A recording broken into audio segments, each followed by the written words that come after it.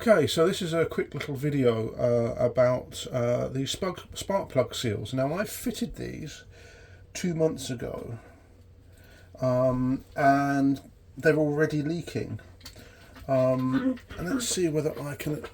So, I don't know whether you can see there's cracking in the rubber. And if I expand it, you can see, look, there's cracks in the rubber. And all of these are the same, or very similar.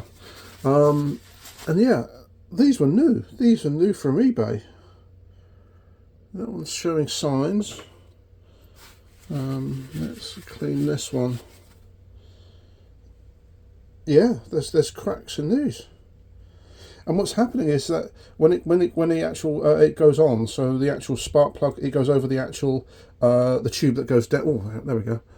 So what happens is when you actually put these on, it actually goes around the tube where the spark plug sits and stops the oil from the engine coming out. And so I've been getting lots of smells from the engine compartment.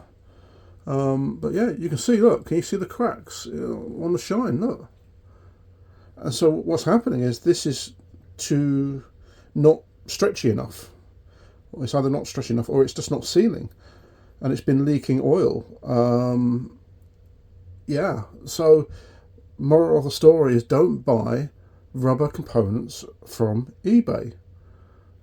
Get the proper stuff. Now, what I've done is I've actually nicked the ones which I got for the Mark 1 Twingo. And these are, again, Nissan, Renault, doesn't really matter. It's the same, similar part numbers.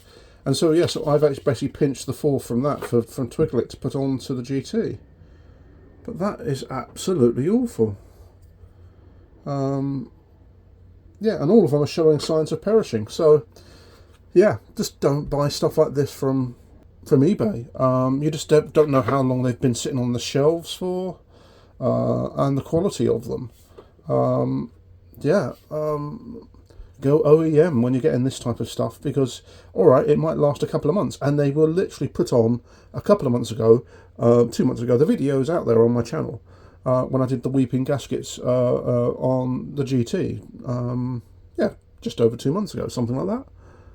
So yeah, they'd lasted 2 months, and then they've been leaking oil fumes into the cabin. Just a quick video, just what I found from actually using eBay parts is they're just utter junk.